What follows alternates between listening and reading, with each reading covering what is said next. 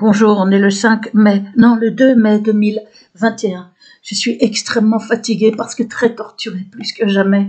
C'est une horreur, mais je veux quand même vous faire cette vidéo. J'ai des brûlures partout, une privation de sommeil qui me détruisent tellement physiquement que je n'ai plus de force maintenant. C'est terrible depuis mes courriers. C'est la torture électronique, c'est des brûlures par micro-ondes, une privation de sommeil avec bruit dans l'oreille interne pour me priver de sommeil, que je crève. C'est ça, le but, c'est de me faire crever. C'est Nicolas Sarkozy que j'accuse très clairement d'être le criminel aux manettes, preuve à l'appui. Regardez toutes les vidéos que je vous mets dans le descriptif de la vidéo. Les 2 vidéos résumées preuve de ma terrifiante persécution de 2002 à ce jour, quasi 20 ans. Mon père massacré aussi dès qu'il a voulu m'aider en 2006. Regardez, il y a toutes les preuves d'une affaire horrible. J'ai envoyé, et l'autre vidéo qui s'appelle Urgente et terrible révélation du 13 février 2021. Ces 2 vidéos, je les ai envoyées à Éric Dupond-Moretti comme ministre de la Justice, à Edoui Plenel comme directeur de Mediapart avec copie à des politiques, etc. Depuis, c'est d'une barbarie encore accrue, terrible ce que je vis. Et donc je n'ai plus de force, je risque de crever à tout moment d'un arrêt cardiaque comme une SDF chez moi, parce que ça fait un bout de temps que je vis la privation de sommeil, mais là ça atteint des sommets d'horreur, et que je suis très brûlée à nouveau, très brûlée partout, très privée de sommeil, à 2 pas de la défense, en soi-disant démocratie, tout le monde qui se tait, toute preuve de mon affaire à l'appui. Mon avocate, elle sait que je suis torturée, mais ça, elle s'occupe que de l'internement et des suites. Pour le reste, je dois me débrouiller seule. Et donc, je suis là avec une Ligue des droits de l'homme muselée, avec une presse muselée, une dissidence collabo, les Sora les Dieudonné. Alors, faites un comité de soutien. Je suis en train de crever dans des souffrances atroces, avec des nausées, des maux de tête, des brûlures partout, dans le fond de la gorge, dans les poumons, de la tête aux pieds. Je suis en train de vivre une véritable horreur à cause de cette SDNL, Nicolas Sarkozy, qui est un monstre, une sorte de petit Hitler bis qui se donne droit de vie et de mort sur les opposants, sur le père, sur la fille. C'est vrai que je meurs. Ils essayent de me faire crever pour me faire passer pour folle avec uniquement des faux. Ils ont rien, pas la plus petite trace de folie. Et je suis là, il y a plein de documents psychiatriques. J'ai eu droit à un internement de 26 jours uniquement avec des mensonges gagnés sur l'État. Mon avocat demande la destruction de tous les documents psychiatriques en raison des graves diffamations par les experts psychiatres, mais l'appel est toujours en cours, donc on n'a pas la réponse.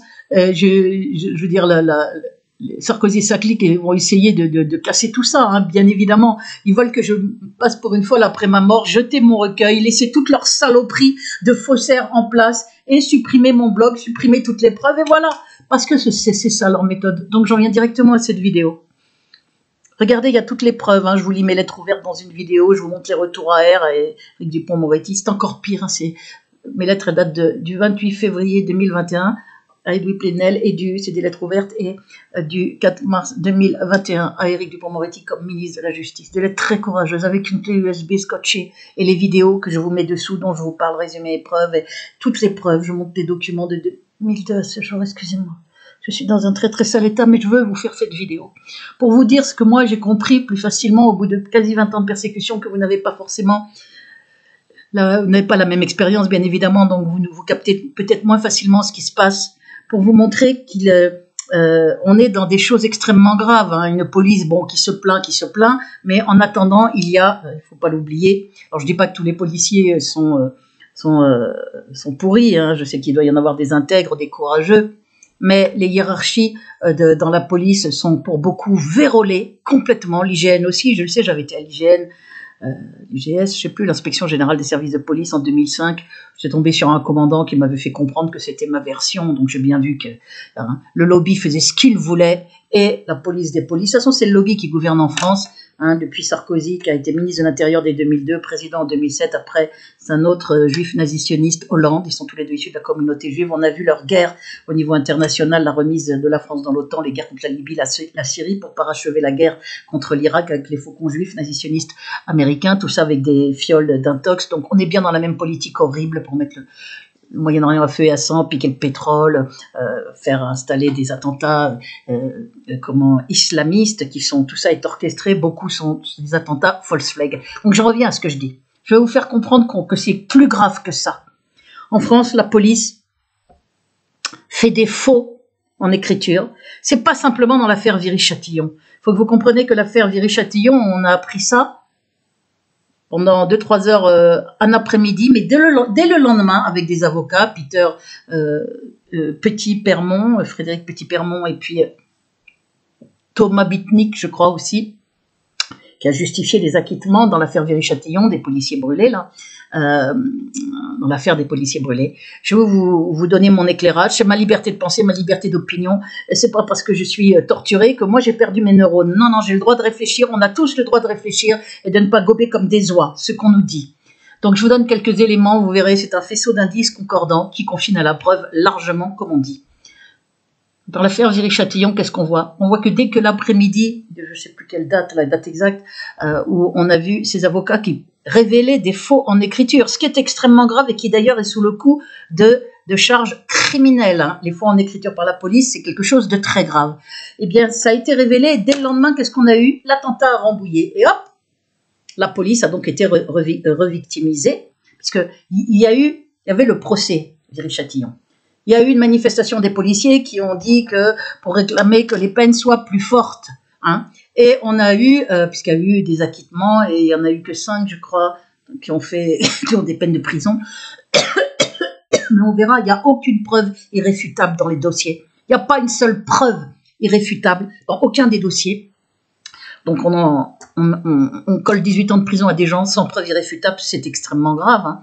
Comme pour le frère de Mohamed Merah, qui s'est retrouvé avec 20 ans avec aucune preuve, puisque Éric Dupond-Moretti avait demandé l'acquittement. Je le rappelle, quand on voit que quelqu'un a 20 ans de réclusion criminelle, alors que son avocat demande l'acquittement pour faute de preuve, on se demande de quelle justice, qu'est-ce que c'est que cette justice, qu'est-ce que c'est que cette dictature dans laquelle on est. Moi, je suis bien placé pour savoir que c'est une dictature, je suis en train de crever à 2 pas de la défense avec toutes les preuves de ma persécution atroce depuis quasi 20 ans. Mon père massacré, victime collatérale parce qu'il voulait m'aider dès 2006. Je suis issu de la communauté juive, je le redis juste pour ceux qui ne savent pas, mon affaire est liée au fait que j'ai parlé de lobby juif, moi-même issu de la communauté juive, en étant publié à plusieurs reprises, c'est la genèse, en 2002, dans Jeune Afrique intelligent, hebdomadaire politique international. Des courriers politiques. Je vous montre ces courriers, bien évidemment. Je vous montre tout dans la vidéo résumé épreuve du 3 février 2021. 3 février 2021, résumé épreuve de 2002 à ce jour de ma terrifiante persécution en crescendo via Sarkozy. Bon, c'est le titre de la vidéo. Et puis il faut regarder l'autre qui est un nouveau crescendo dès le 13 février, une semaine plus tard, atroce, pour essayer de me faire tuer par un malade mental qui me tue. Heureusement, je suis rentré en contact avec ce malade qui en fait est instrumentalisé. Et ça, j'ai une empathie pour lui, ça s'est très bien passé, il n'est pas venu. Écoutez, tout ça, c'est une horreur. Mais il y avait des menaces de mort sur mon portable et tout, hein. J'avais averti le procureur.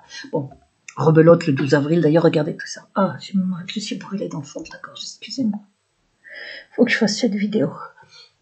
Donc, on a les révélations de ces 2 avocats et de cet avocat notamment, Frédéric Petit-Permont, comme quoi il y a des faux en écriture dans l'affaire de Viry-Châtillon.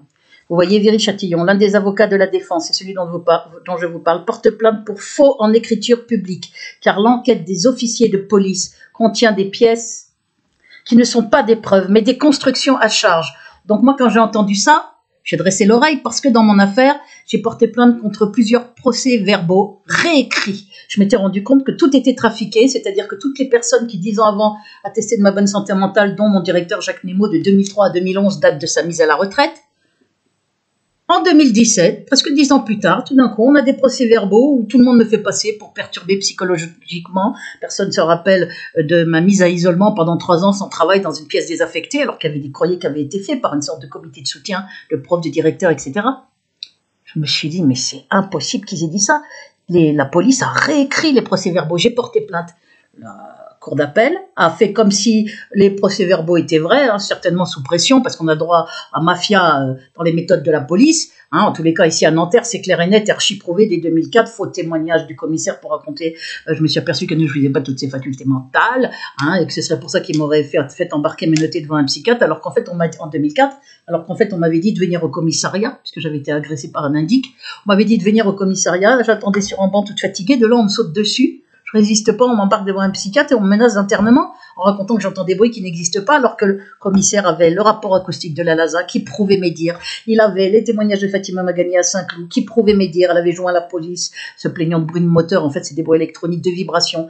Et puis en 2006, il y a le témoignage de Christian Deves, secrétaire national du syndicat à mon logement, qui confirme le harcèlement sonore nocturne à mon logement. Voilà, les méthodes de la police de Nanterre, stratagème avec la préfecture et compagnie, hein, c'est de faire harceler, y compris par des indiques, harceleurs. Ce sont des gens qui viennent de l'étranger souvent, mais qui peuvent être aussi français ou de souche française, comme on dit. Mais comme ici, je suis dans une cité classée zone sensible, ils viennent de l'étranger. Ce sont des criminels qui sont prêts à tout, qui font la basse besogne de la police officieusement pour la police de Nanterre. Donc, ils agressent physiquement, ils harcèlent la nuit, ils diffament, ils menacent de mort, ils agressent physiquement. J'ai porté 2 fois plainte, classée sans suite, devant témoin. Ils détruisent mon logement, 21 dégâts des eaux. Et là, ce sont d'autres indiques. Il y en a eu les mêmes pendant 10 ans au-dessus de mon logement. Avant, c'était à côté. Là, ce sont de nouveaux indiques qui aident à me priver de sommeil, à me torturer, à me faire crever, à me détruire physiquement via la police de Nanterre. Parce que c'est la police de Nanterre qui donne ces consignes. Et les consignes ont été reçues via Sarkozy, qui fait ce qu'il veut avec la police de Nanterre depuis des années, depuis qu'il était ministre de l'Intérieur. C'était son laboratoire expérimental. Et de toute façon, il a installé ses méthodes immondes un peu partout.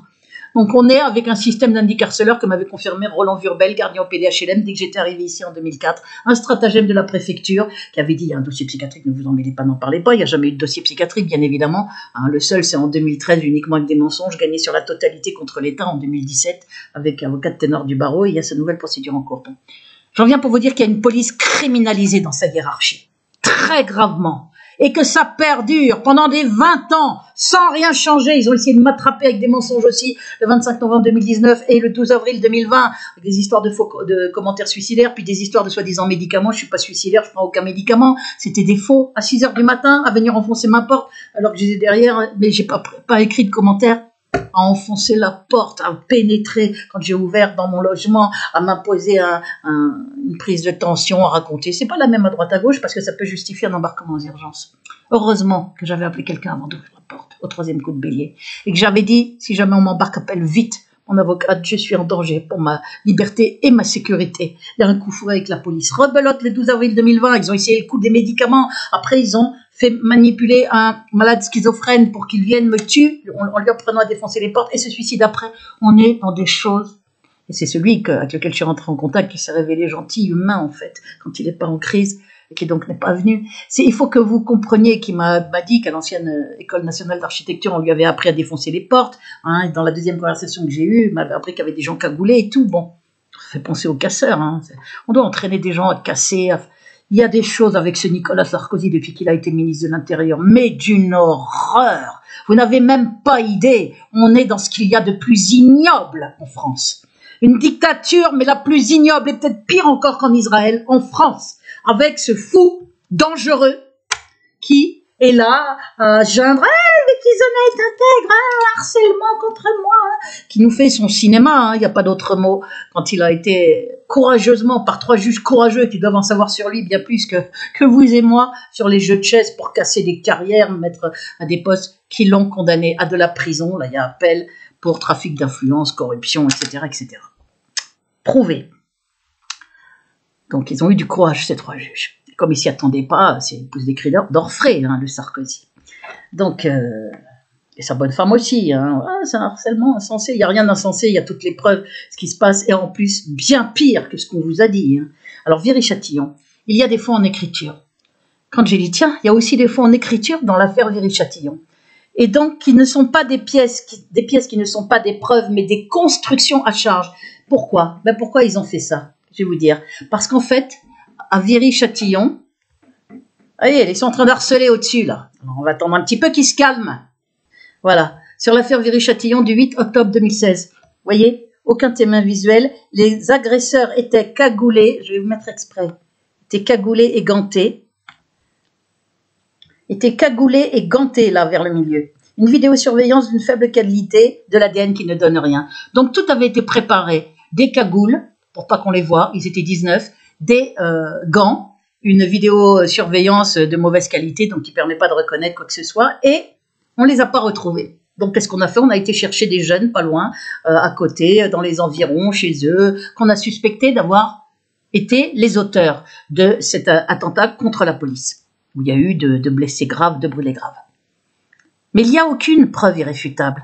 Et pour pouvoir devant un attentat aussi horrible, il a bien fallu il fallait trouver des responsables. Donc, comme on n'avait aucune preuve irréfutable et que les cagoulés se sont barrés et qu'eux, on les a certainement jamais rattrapés, on les a pas rattrapés, qu'est-ce qu'on fait ? On On dit, oh bah ça doit être un tel, il était, et puis des copains de copains, voilà. Et vous allez voir que c'est ce que vous dit l'avocat. C'est et ça laisse penser que cet attentat contre la police a pu être fomenté. Et je vais vous expliquer après pourquoi. Bon, vous voyez qu'ils étaient cagoulés et gantés, qu'il n'y a pas d'ADN. Dis donc, c'est vachement bien préparé et sous une caméra de surveillance. On se dit, ils sont un peu idiots. Hein. Si c'était des jeunes des cités, aller se foutre sous une caméra de surveillance pour faire un truc horrible, on se demande où est l'intérêt. Hein. Par contre, si on veut terroriser le peuple français hein, et dire regardez la police est en danger et puis on peut comprendre que effectivement l'ombre de Nicolas Sarkozy peut être derrière cette histoire puisqu'il y avait les primaires un mois après en novembre 2016 puisque c'était le 8 octobre 2016 octobre-novembre donc un petit mois et demi après il y avait les primaires, et il a perdu, Sarkozy, les primaires au présidentiel. Donc peut-être qu'un mois avant, hein, parce que quand on terrorise, on sait que les gens ils peuvent vouloir voter pour le premier flic de France, hein, comme on appelait Sarkozy. Donc on peut se poser la question, on a le droit de se la poser, j'ai le droit de la poser, je la pose. Voilà, tout à fait étonnant. De la même manière, parce que ganté, cagoulé, et vous allez voir ce que dit l'avocat. Alors l'avocat, il est où? Je le retrouve. Voilà. Parce que là, c'est très grave. On est dans des choses très graves. Donc, je voudrais que vous réfléchissiez un petit peu. Ce qui, pour moi, me paraît assez évident. Hein, mais bon, je vais vous fournir des éléments. Je laisse au conditionnel. Comment aboutit-on à un jugement de condamnation pénale?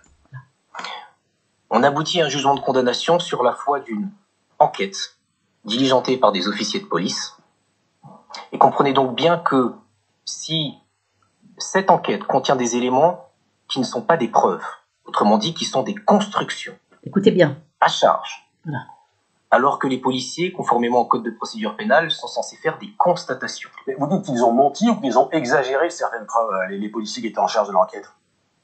Je n'ai pas qualité pour dire si un officier de police a menti. J'ai en revanche le devoir d'alerter une cour d'assises sur ce que la comparaison entre des procès-verbaux de garde à vue d'une personne qui a dressé une liste qui serait celle des assaillants du 8 octobre 2016. Au conditionnel, une liste. Constatez que cette liste est présentée comme celle des assaillants, alors que lorsque nous visionnons le film des auditions de cette personne gardée à vue, nous constatons qu'en aucune façon, il n'a indiqué que cette liste serait celle des assaillants. Il a indiqué une liste de copains, potentiels, de connaissances, tout en indiquant au bas de cette liste, voilà en tout cas ce que je peux vous dire, c'est que ceux qui sont en dessous de ce trait n'ont sûrement pas participé au fait. Or, elle a été présentée, cette liste, je finis sur ce point, comme celle des assaillants. Voilà. Et donc on a présenté une liste comme celle des assaillants, alors que celui qui avait dressé cette liste avait dit c'est des copains. Et donc voilà, toc, comme on va pas retrouver, si l'attentat est fomenté, on va pas aller retrouver les auteurs qui ont agi sur consigne. Hein, si c'est un attentat fomenté sous faux drapeau, on va dire. Hein. Bon, avec le lobby derrière pour pouvoir aggraver l'insécurité et faire voter Sarkozy aux primaires un mois après. Eh bien, si c'est le cas, on ne va pas retrouver les types cagoulés, mais il faut bien retrouver des gens. Il faut bien servir à l'opinion publique des coupables. Donc, on dresse une liste d'assaillants sur la base de quelqu'un qui donne une liste de copains, et puis on fait des procès-verbaux à charge, c'est-à-dire en mentant. Là. Donc, gravement, vous allez voir, écoutez la suite.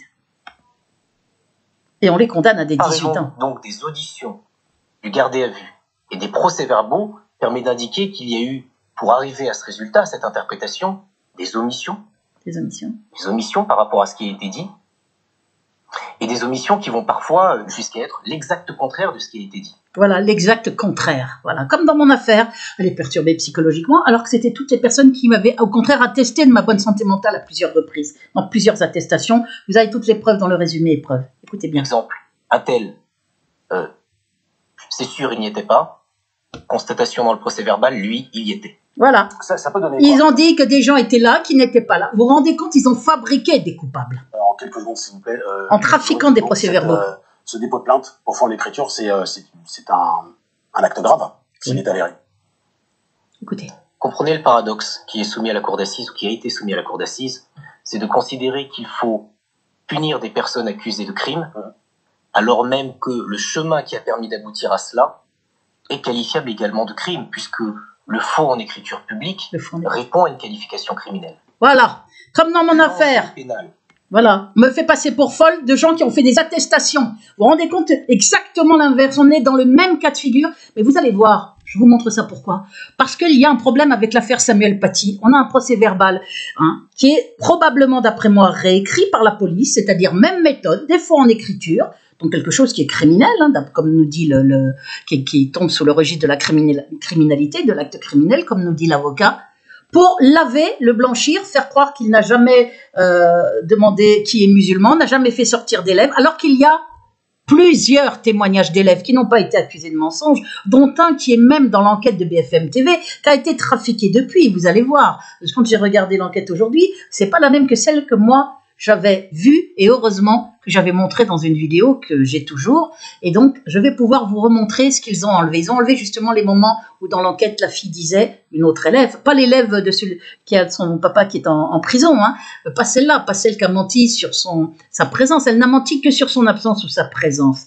l'écolière là, dont on nous a dit dernièrement, elle a menti, c'est à l'origine de la décapitation. C'est pas elle qui est à l'origine de la décapitation, c'est un fou qui a décapité, mais à cause du comportement de Samuel Paty. Un fou, un cinglé est venu le décapiter, mais la petite, elle a été choisie comme porte-parole, elle avait été choisie comme porte-parole par ses camarades qui se plaignaient du comportement de Samuel Paty, notamment de ses actes de discrimination. Mais tout a été effacé, et pour effacer tout ça, eh bien, le procès verbal a sans doute été, parce qu'il ne correspond pas du tout à la réalité, a été réécrit. Samuel Paty dedans nous dit « Ah ben non, j'ai juste dit aux élèves de détourner la tête, j'ai jamais demandé que tu étais musulman, j'ai fait sortir personne, nanana. » C'est tellement pas la vérité, prouvé par plusieurs autres élèves. Je vais vous montrer ça. Restez bien là, qu'on comprend bien que le procès verbal a été réécrit. Et à la lumière de tous les procès-verbaux réécrits dans mon affaire, qui est l'affaire la plus grave de persécution contre un citoyen lambda, qui va jusqu'à le meurtre par torture, vous voyez, sur tout le monde, des faux de partout, des blocages, un siège un état de siège avec mon portable que 6 personnes qui peuvent m'appeler depuis 1 an. Toutes les autres sont bloquées, appels entrant sortant désactivés. Pour mes mails, c'est pareil. Tous vos commentaires bloqués depuis juillet 2019 par fraude de YouTube. Les abonnés supprimés en permanence pour pas que ça monte. Sur VK, c'est pareil. Les messages privés qui n'aboutissent pas. On est dans quelque chose d'horrible pour me torturer sans témoin. Et mes courriers, très possiblement, parce que je trouve étonnant que j'ai même pas une réponse pour la forme, vous voyez, formelle par le ministère de la Justice, puisque j'ai l'accusé de réception du ministère de la Justice, et j'ai aussi pareidoyé Plenel de l'accusé de réception de Mediapart, donc les courriers auraient été reçus avec les clés USB, une incorrection totale devant une persécution avec toute preuve à l'appui, une affaire aussi horrible, et répondrait ni l'un ni l'autre. J'ai un peu du mal à y croire. Par contre, je crois tout à fait possible qu'il y ait je sais qu'il y en a, des taupes et des secrétaires, c'est plus que probable, il suffit de gamberger un peu, qui écartent les courriers, les vidéos, les infos, qu'il ne faut pas qu'on connaisse. Et ça, c'est le lobby qui a fait infiltrer tout, c'est comme ça qu'il fonctionne, pour agir de manière frauduleuse et fourbe, pour que n'arrive pas aux oreilles des Edoui Plenel, des Éric Dupond-Moretti, des infos sensibles. Bon, on va continuer. Je pense que c'est tout à fait probable que mes courriers aient été subtilisés alors que j'ai fait copie à d'autres personnes, etc. Parce que depuis 2 mois, je vous le redis ici, soit j'aurais été réinterné depuis longtemps, la police serait venue pour dénonciation de crime imaginaire, puisque mes courriers sont très courageux. Regardez la vidéo, je vous les montre et je vous les lis, les deux. Et il y a les 2 vidéos dedans en plus, scotchées en clé USB. J'aurais dû être soit réinterné très vite pour dénonciation de crime imaginaire, puisque je dénonce Nicolas Sarkozy, la torture électronique, toute mon affaire, l'horreur des méthodes dans mon affaire. Ou alors j'aurais dû être aidé puisque je suis torturé. Eh ben, ni l'un ni l'autre. Ce silence est un aveu. Parce que soit on aurait dû me réinterner, soit m'aider. Parce que soit c'est vrai, soit c'est faux ce que je dis. J'ai bien fait savoir que j'avais une liste de noms à des postes haut placés sur mon blog, des documents, preuve tout, à Éric Dupond-Moretti. Courrier très courageux. Et que j'étais dans un meurtre horrible, atroce. Eh bien, c'est encore bien pire depuis. Excusez-moi, je souffre de partout. Les yeux qui me brûlent, je vois plus. C'est un meurtre, horrible. Donc, on peut pas, ce silence, avec cette aggravation terrible de la torture, via des indices, puisque comme j'ai une puce ou un microcapteur depuis 2013, on peut faire balancer des bruits directement dans l'oreille interne, un truc doit être accordé, ils sont à la manette, écoutez, mais probablement à la manette, j'en ai maintes preuves, écoutez ma vidéo juste avant, là, qui est torture de plus en plus atroce depuis mes lettres aux autorités, là, et c'est la vidéo d'avant, puisque je sais que je suis surveillée quand je fais sonner mon fixe en coupant la sonnerie d'appel. Ils s'énervent comme des fous. Moi, je me sers de ça quand ils m'agressent, quand ils augmentent les bruits, à me donner des nausées, des maux de tête pour me priver de sommeil, un vacarme. C'est une horreur ce que je vis. Et là, ils se grillent parce que c'est pas des flèches, hein. Ils tapent, ils trépignent au-dessus. Hein. Quand je me lève au bout d'un petit 5-10 minutes, ils baissent un peu le bruit. Quand je mets la musique, par contre, quand je me lève en pleine nuit juste pour, je sais pas, aller aux toilettes ou manger un truc, là, il lèche le bruit très très fort, alors que je suis pas endormie, je suis réveillée. Je sais pas si vous voyez, c'est monstrueux ce que je vis. Une barbarie en utilisant pour aider à me torturer. Parce que la torture, c'est par puce ou microcapteur, c'est-à-dire partout où on est, dans un champ, dans une file d'attente, dans un train à grande vitesse, à l'étranger. Je l'ai expérimenté brûlé hyper fort par micro-ondes, ou d'avoir le bruit dans l'oreille, même quand je suis à Auchan, chez le dentiste, moins fort, mais de l'avoir. Donc, ce n'est pas... mais le fait que je l'ai fait qu'on peut me le mettre très fort ici, sans doute, et le baisser alors il baisse, il réaugmente après très fort toutes les heures comme ça pour que je puisse pas du tout dormir. On est dans une barbarie méthodique, on est dans un crime avec des indicarceleurs criminels utilisés par la police de Nanterre, criminalisés, et aux consignes. Les consignes, c'est par Nicolas Sarkozy, qui ne veut pas qu'on connaisse ces méthodes abjectes, parce que ce ne sont que des preuves dans mon affaire. Justement, c'est pour ça que j'ai envoyé les vidéos. Donc, qu'est-ce qu'on voit? On voit que les faux en écriture, je les ai eus dans mon affaire, c'est donc et que la cour d'appel de Versailles s'est couchée devant ça, donc a sûrement eu des pressions, hein, et sous ma mise du lobby aussi, puisque j'ai porté plainte, moi, contre ces procès-verbaux que j'ai dénoncés en 2017.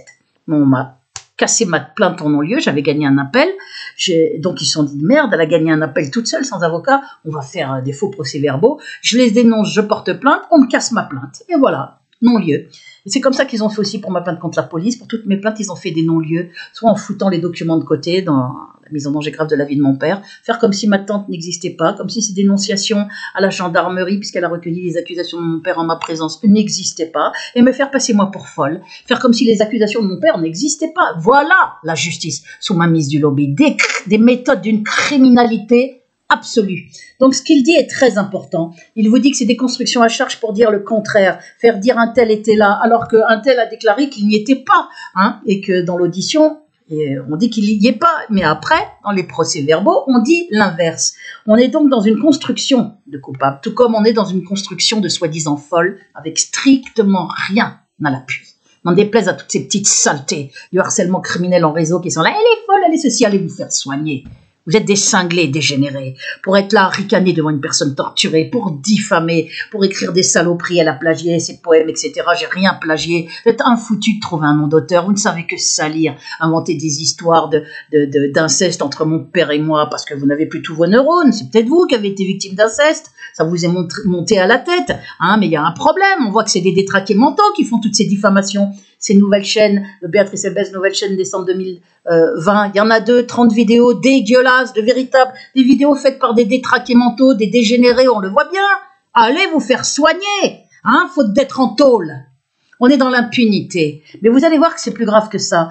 Il a demandé l'intervention de l'IGN. Je vais vous parler après, vous donner les preuves pour l'affaire Samuel Paty. Je vous ai demandé, et pour mon affaire, moi, il y a les preuves puisque je vous mets partout. Regardez les 9 procès-verbaux par la police, refaits par la police, contre lesquels j'ai porté plainte dans mon affaire contre la présidente université. Je vous le mets partout. Je vais vous le remettre aussi, il y est dans les... remettre sous le descriptif, là, avec toutes les vidéos, dans le descriptif de la vidéo. Vous regarderez, j'ai tout scannérisé, on voit bien que c'est impossible. Que pendant presque 10 ans, mon directeur me défende, et puis tout d'un coup, en 2017, 10 ans plus tard, alors qu'il est à la retraite depuis déjà presque 7 ans, tout d'un coup, il se mettra à dire, il est perturbé psychologiquement. Non, ses conditions de travail étaient normales, alors qu'il sait très bien que j'avais plus de boulot, que j'étais à l'isolement, tous les profs le savaient, et des écrits ont été faits qui prouvent mes dires. Que vous pouvez voir tout ça dans Résumé épreuve. Donc, il a demandé à l'IGN de se saisir de l'affaire. L'IGN a refusé de faire une enquête. Voilà pourquoi il porte plainte. Vous vous rendez compte comment c'est grave? Ça veut dire que l'IGN, elle est aussi sous pression du lobby. Non. On a fait des faux en écriture, faut pas qu'on sache. Mais alors, ce qui est très curieux, c'est que dès le lendemain, il y a l'attentat de Rambouillet. Donc, moi, je vous ai toujours dit, pour comprendre des faits, il faut regarder les faits, la nature des faits. Là, on a un attentat islamiste, nous dit-on. Juste quelques heures après, le lendemain, alors qu'on venait d'apprendre des faux en écriture, c'était une contre-attaque par rapport à cette manif organisée, certainement incitée des policiers pour dire ouais, 18 ans c'est pas assez, on apprend le lendemain qu'il y a des fautes en écriture. Ça refroidit. Les gens se disent mais comment ça, mais c'est grave. Et hop, dès le lendemain où on apprend ça dans l'après-midi, dès le lendemain l'attentat a Rambouillet, tout revient dans l'autre sens. La police à nouveau victimisée, de façon légitime, puisque c'est un crime horrible, cet égorgement contre cette policière, ça c'est clair et net, je dis bien que c'est un crime horrible, mais qui est à l'origine de ce crime? Est-ce que c'est vraiment un attentat islamiste? On a le droit de s'interroger, on a le droit de trouver surprenant que, parce que je vous ai toujours dit, regardez la nature des faits et la chronologie des faits. Si vous regardez la nature des faits et la chronologie des faits, vous comprendrez 90% des choses au moins. La nature des faits, c'est que c'est un attentat qui fait qu'on ne parle plus du tout dès le lendemain, fini, on ne parle plus des fois en écriture, on n'en parle plus depuis. Il y a même un politique qui a dit oui, qui a dit le lendemain, la police peut faire des erreurs, mais bon, là, on est face à des meurtres, c'est horrible, donc on rebascule dans l'inverse, on cache du coup, on ne parle plus des fois en écriture publique. Vous trouvez pas ça étonnant? Et par contre, on a incité cette manif, avant de parler des faux en écriture, on a incité pendant le procès de Viry-Châtillon cette manifestation. On se demande si cet attentat, curieusement contre la police, contre une policière, d'ailleurs je vais vous montrer un truc, je crois que c'est dit à un endroit. Non, là on voit juste ce qu'il dit. On va continuer, attendez, sur ce qu'il dit, pour finir avec ça. Et pas véritablement mon propos. Le véritable enjeu était de soumettre à la cour d'assises ceci que certains des éléments de preuve sur lesquels ils devaient fonder leurs convictions ne pouvaient pas être considérés comme probants. Voilà. Et il était donc indispensable de démontrer avec à l'appui un acte de procédure que cette liste établie, par exemple, ne pouvait pas permettre de fonder à elle seule l'accusation et la condamnation des personnes qui s'y trouvaient listées. Voilà. Donc vous avez bien entendu, repartez en arrière sur la vidéo si vous n'avez pas bien entendu. On est bien face à des constructions à charge, comme dans mon affaire, et vous allez voir, dans l'affaire Samuel Paty, carrément, c'est comme un dossier qui est blanchi d'une faute qui avait été reconnue à l'unanimité par l'équipe, et où on a bien demandé à des élèves de sortir, ils sont bien sortis, on leur a bien demandé qui était musulman, on leur a bien dit de sortir, ils sont sortis, ils sont rentrés. On fait comme si tout ça était faux, comme si la petite qui avait menti sur sa présence, elle était absente, comme si elle avait menti aussi sur tout le reste. Et c'est dit adroitement dans les articles du Point, vous allez voir, c'est une presse qui donne envie de vomir, faut quand même le dire, parce que vous allez voir comment c'est fait, de façon assez vicelarde, pour faire croire que le tout est faux, alors que le tout est vrai, je vais vous le montrer. Pas le tout, elle a menti juste sur sa présence, mais elle avait été choisie comme porte-parole par ses collègues de classe, Maître Yacouba, l'avocat de cette jeune élève, là, 12-13 ans, c'est encore des bébés, c'est même pas des adolescents, c'est des enfants, avait bien dit, lui-même l'a dit, elle a été choisie mais ça on n'en entend plus parler, ça a été passé aussi à la trappe, elle a été choisie par ses collègues comme porte-parole pour se plaindre du comportement de Samuel Paty. Mais comme on veut en faire un héros de la nation, l'image de la République, comme dit Macron, il faut absolument le laver de toutes ses fautes. Pour le laver, le procès-verbal a certainement été réécrit. Sauf que ils ont fait des conneries dans l'enquête. Alors ils ont un peu nettoyé l'enquête, mais moi je l'avais téléchargé les vidéos. Donc je vois bien, et puis j'ai récupéré d'autres vidéos, donc je peux vous montrer certaines choses qui ne collent pas avec le procès-verbal. Bon, là, ce qu'on voit, c'est que dans cette histoire de Viry-Châtillon, on peut s'étonner aussi qu'un Tunisien de 37 ans, qui n'était pas connu pour être radicalisé, mais pour être plutôt solitaire apparemment, alors on nous fait le coup du loup solitaire, il venait, regardez, et là c'est la preuve qu'en novembre 2016, un mois après, novembre 2016, il reconnaît sa défaite. C'est-à-dire un mois après, ces policiers brûlés, sous une caméra de surveillance qui, comme par hasard, est défectueuse, avec des types cagoulés, comme on voit dans toutes les manifs, qui rentrent, qui sortent des manifs, qu'on chope jamais, qui sont bien exercés, paf, ils sautent, ils cassent les vitres, un peu comme, d'ailleurs, on avait appris à défoncer les portes à ce malade, dans l'ancienne école nationale d'architecture, il y a des gens cagoulés, on lui apprend à défoncer les portes, on se demande s'il n'y a pas des camps d'entraînement pour faire des trucs bien dégueulasses. Moi, c'est ce que je pense, en tous les cas, on est légitimé à le penser, à trouver ça plus que surprenant. Depuis qu'il est ministre de l'Intérieur, on a vu Ces histoires de casseurs qu'on retrouve partout dans toutes les manifs, super entraînés, qu'on chope jamais, cagoulés, tout de noir. Là, pareil, gantés, cagoulés, hop, ils se barrent et on fait des fausses listes d'assaillants. On va chercher des gens chez eux, et quand ils disent mais j'étais pas là, on écrit dans les procès-verbaux, il était là, voilà. Et puis après on les condamne. Voilà, on se retrouve avec 5 condamnés, il y avait 19 personnes. Où sont les autres déjà? On voit très bien qu'on n'a pas le nombre, donc on n'a pas retrouvé les assaillants. Et on a réussi à inculper avec des mensonges, 5 personnes. Les autorités acquittées, mais ils ont été inculpés avec des mensonges jusqu'à des 18 ans de prison. Donc on est dans des choses extrêmement graves. Moi, sachant qu'il est aux manettes dans mon affaire de manière nommément impliquée dès 2006 quand il a reçu les courriers en mon soutien par Noël Mamère, la LCR, mon directeur de labo Jacques Nemo, Christian Devet, secrétaire national du syndicat, lui, Sarkozy, il était président du Conseil général des Hauts-de-Seine et ministre de l'Intérieur, et qu'il est impliqué dès 2002 comme ministre de l'Intérieur avec des consignes nazifiées à la police pour me faire passer pour dingue, pour me faire harceler. C'est là où j'ai découvert, Roland Vurbel m'a confirmé, gardien au PDHLM, m'a confirmé le stratagème de la préfecture dès 2004 qui disait il y a un dossier psychiatrique, ne vous en mêlez pas, n'en parlez pas. Lui avait dit ça quand il avait interrogé à mon sujet. Il avait accès à des réunions à la préfecture. C'était un gardien au PDHLM qui avait de la bouteille, qui curieusement est décédé 3 mois après que j'ai reconverti ma plainte avec partie civile et où donc il devait être interrogé. Et moi, la directrice du cabinet du préfet m'avait longuement interrogé sur lui en acceptant un rendez-vous alors que j'étais menacée d'internement. J'avais trouvé ça bizarre. Maintenant, quand j'ai vu qu'il est décédé, je me dis ils l'ont possiblement éliminé. Puisqu'il avait trop parlé, en se disant s'il va raconter ça à d'autres. Donc on voyait le stratagème, alors qu'il n'y avait aucun dossier psychiatrique, le seul c'est en 2013 avec des mensonges. Là, la préfecture racontait il y a un dossier psychiatrique, ne vous en mêlez pas, n'en parlez pas. Le commissaire me menace d'internement en 2004 en me disant partout où vous irez, il y aura des bruits de moteur la nuit, alors qu'il avait plusieurs preuves du harcèlement sonore nocturne à Saint-Cloud dès 2002, le rapport acoustique de la LASA, par Fatima Magani, les témoignages qu'elle a été voir la police, elle ne pouvait plus dormir, elle parlait de bruit de moteur, de vibration, et par Christian Deves, qui reparle de bruit de moteur, de coups dans les cloisons en 2006, secrétaire national de syndicat. Donc on voit bien que je n'invente pas. Et que cette police fait harceler des gens, y compris les fait à torturer. Parce que c'est une destruction physique, la privation de sommeil avec un bruit horrible qui donne des nausées en malade. On crève de ça. Donc c'est bien des actes criminels, via des indices.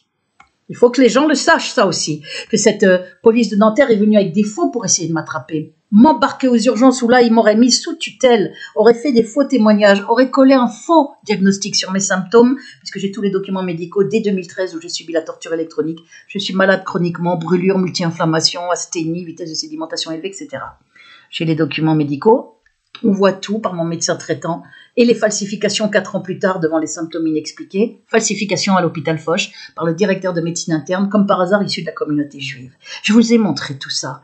Des falsifications claires et nettes, je vous les ai prouvées dans Résumé épreuve, 3 février 2021, Résumé épreuve dès 2002 de ma terrifiante persécution, quasi 20 ans, en crescendo via Sarkozy. Regardez ces 2 vidéos que j'ai envoyées donc à Éric Dupond-Moretti et Louis Plenel. Donc on voit l'ombre de Sarkozy. Moi je dis, on peut se demander si ça n'est pas un attentat. Moi, personnellement, je réponds à la question, mais posez-vous, on peut se poser la question. C'est quand même étrange qu'il y ait des policiers brûlés sous une caméra de surveillance un mois avant les primaires, où il est appelé le premier flic de France. C'est comme si on avait voulu terroriser les gens et qu'il vote Sarkozy, par exemple. Ça pourrait tout à fait être ça. De toute façon, il s'est planté. Il s'est bien planté aux primaires. Mais le fait qu'on ne retrouve pas les assaillants et qu'on fasse des faux en écriture pour faire accuser des gens en inversant ce qu'il y a dans les procès-verbaux, parachève est aussi un indice, comme quoi cet attentat contre des policiers a pu être fomenté. De la même manière, quand on voit que dès qu'on parle de ces faux en écriture, on se retrouve avec un attentat islamiste par un type qui est tunisien. Il est tunisien, mais regardez, vous pensez vraiment qu'un Tunisien qui vient d'avoir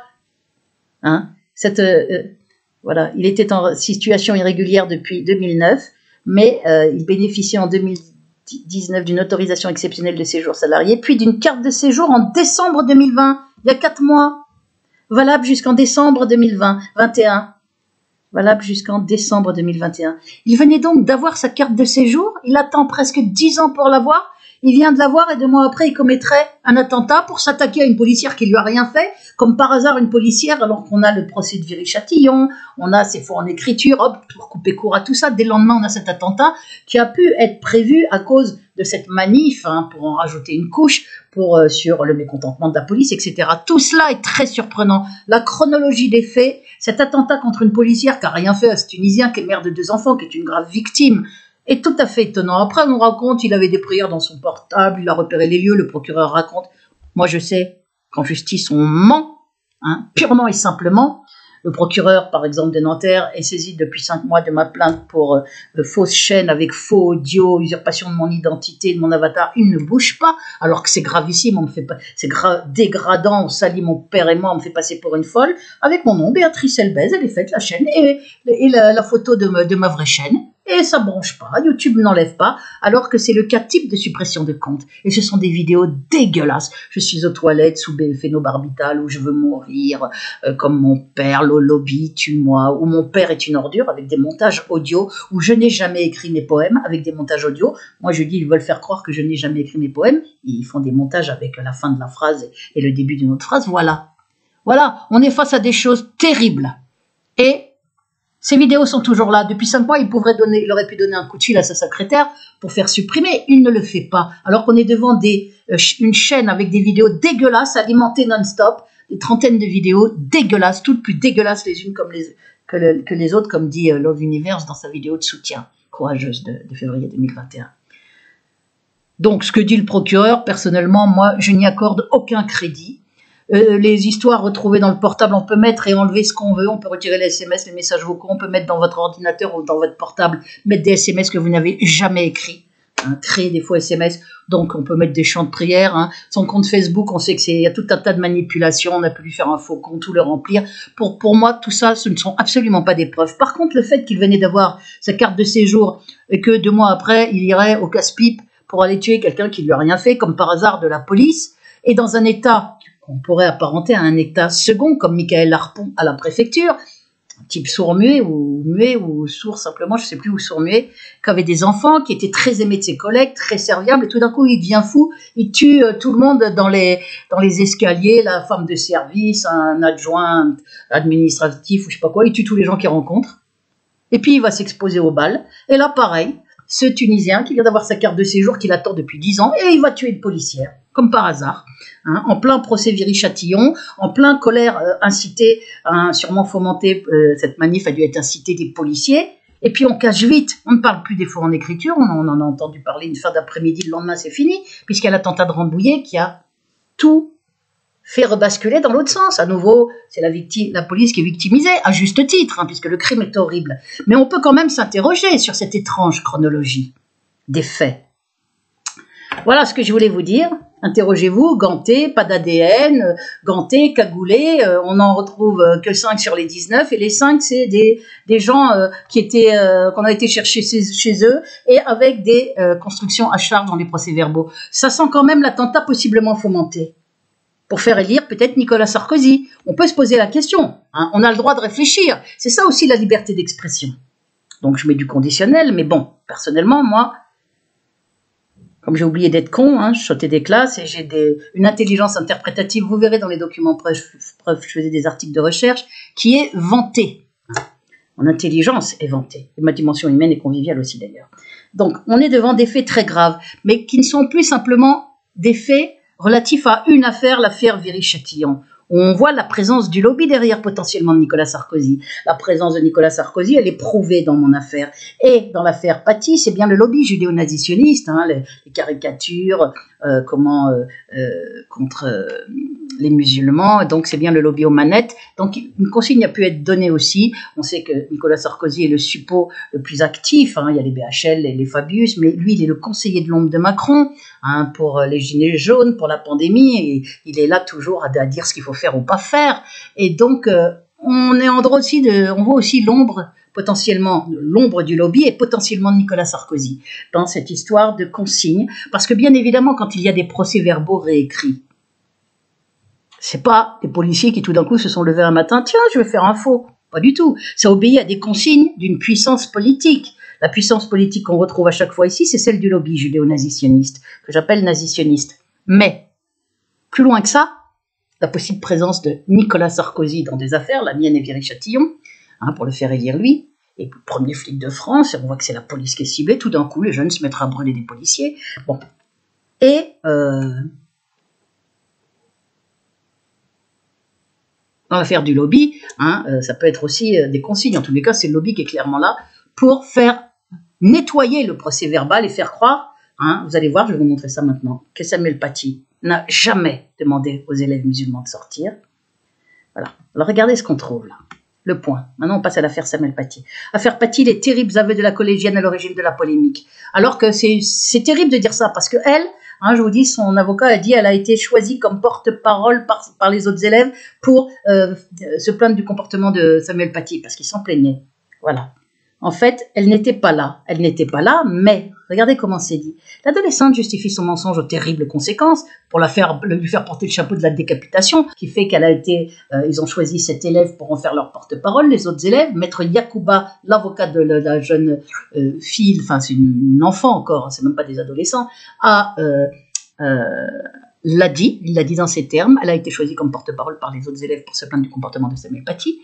Donc, elle a fini, il y a peu de temps là, par dire qu'elle n'était pas présente. Mais elle n'a menti que sur sa présence. Elle n'était pas présente. Mais elle n'a pas menti sur les faits qu'elle rapportait. Or, vous allez voir qu'on vous fait croire qu'elle a construit tout. On essaye de vous faire croire, c'est la manipulation du lobby, qu'elle aurait tout inventé. Regardez comment c'est rédigé. L'adolescente justifie son mensonge aux terribles conséquences, et puis de lui faire porter le chapeau de la décapitation, ce qui est parfaitement, je trouve, dégueulasse, c'est grave. Quand on sait qu'elle a 13 ans et que l'élève de 4e aurait donc, et que ce n'est pas elle qui est à l'origine, l'élève de 4e aurait donc accusé Samuel Paty d'avoir, voilà, pour vous faire croire que tout le reste est mensonge. Et, aussi, ils disent elle a menti sur sa présence, un mensonge. Je n'étais pas là le jour des caricatures. Elle n'a pas dit tout le reste, je l'ai inventé, elle n'a jamais dit ça. Alors l'élève de 4e aurait donc, ils ont pris un conditionnel prudent dans la presse, parce qu'ils savent ce qu'ils sont en train de faire. L'élève de 4e, ils sont en train d'essayer de faire croire qu'elle a menti sur tout ce qu'elle a raconté. L'élève de 4e aurait donc accusé Samuel Paty d'avoir stigmatisé les musulmans lors de son cours du 6 octobre, quelques jours seulement avant son assassinat. Elle jure alors que le professeur aurait enjoint aux élèves de confession musulmane de lever la main avant de sortir de la classe afin qu'ils puissent montrer au reste des élèves les caricatures du prophète. Sauf que ça, d'après les autres élèves, c'est la réalité. Ils sont sortis. Et les autres n'ont pas été accusés de mensonge, vous allez le voir. Donc c'est la vérité. Ils sont bien sortis, on leur a demandé de sortir. C'est le fait d'exprimer son mécontentement qui a valu nanana. Voyez, voilà, j'ai menti sur un truc. Elle a bien dit j'ai menti sur un truc, c'est sur sa présence ou absence. Mais elle n'a pas menti sur les faits. Mais dans le point, on essaye de vous faire croire que donc tout serait faux. Et donc, voilà le procès verbal qu'on va avoir. Primaire à droite. Qui a 2 ans. Peut-être que c'est là. Un mensonge d'adolescente. Il faut que je retrouve le procès verbal. Attendez. On y est, attentat de confiance Sainte-Honorine, révélation autour du... Je suis fatiguée pour la première fois. France 3, puis avoir accès au procès verbal de l'audition du professeur. Et là, on est très certainement devant un procès verbal, un faux en écriture. Pourquoi ?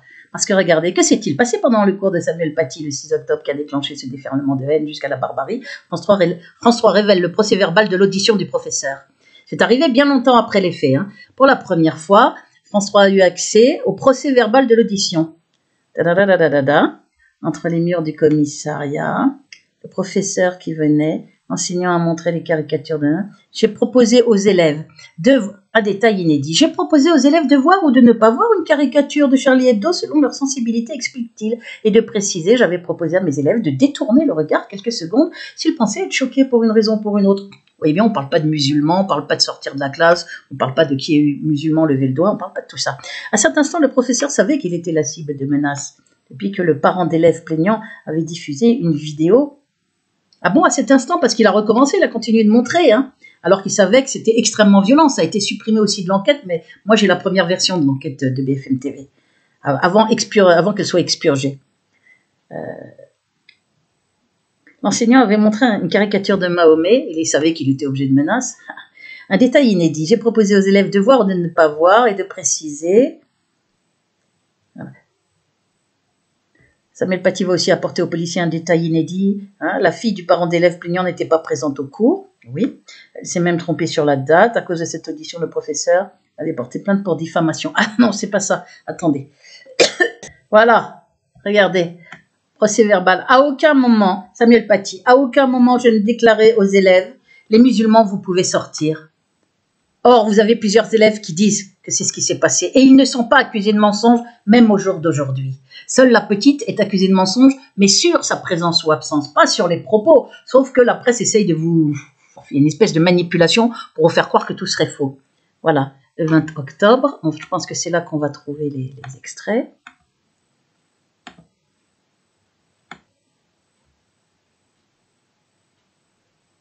Voilà, voilà ce qu'il dit. Et voilà. Alors que le parent d'élève accusait le professeur d'avoir demandé aux musulmans de quitter le cours, Samuel Paty avait contesté tout ça alors qu'il est en prison en plus. Hein, le père qui a réagi de façon, on va dire quand même légitime, il a fait savoir, on fait savoir beaucoup de choses sur les réseaux, il faut un minimum de détails. Il a fait savoir qu'il c'était à tel collège, il n'a pas donné l'adresse personnelle de Samuel Paty. Hein. À aucun moment, je n'ai déclaré aux élèves, les musulmans, vous pouvez sortir, car vous allez être choqués. Et je n'ai pas demandé aux élèves quels étaient ceux qui étaient de confession musulmane. Mon objectif, quand je leur ai demandé de détourner le regard, était qu'ils ne se sentent pas froissés. Je n'ai commis aucune infraction dans le cadre de mes fonctions. Concernant la fille de l'auteur, il dit, elle a inventé un récit au travers de rumeurs d'élèves. Donc il fait comme si c'était des rumeurs, qu'il n'a jamais fait sortir personne. Vous allez voir la suite. Il s'agit d'une fausse déclaration dans le but de nuire à l'image du professeur que je représente, et du collège et de l'institution. L'enquête judiciaire a depuis confirmé l'absence de l'élève. Voilà. Et voyez, c'est fait là aussi pour ne pas parler du reste. On ne dit pas si l'enquête a confirmé s'il a fait lever le doigt ou pas. Mais ça, c'est dans le procès verbal. Voilà. Le 20 octobre, France Télévisions a pu récupérer le procès verbal. Vous voyez ? Donc, on a bien des mensonges dans le procès verbal. Pourquoi des mensonges ? Je vais vous le prouver, parce que sauf à être, à ne plus avoir tous mes neurones, je sais quand même, l'enseignant aurait dû se rendre au commissariat. Voilà, le procès verbal du professeur. Voilà. Alors maintenant, qu'est-ce qu'on va voir ? Ben voilà, regardez, vous allez voir ce que je vais vous montrer. Je vais vous montrer Affaire Samuel Paty.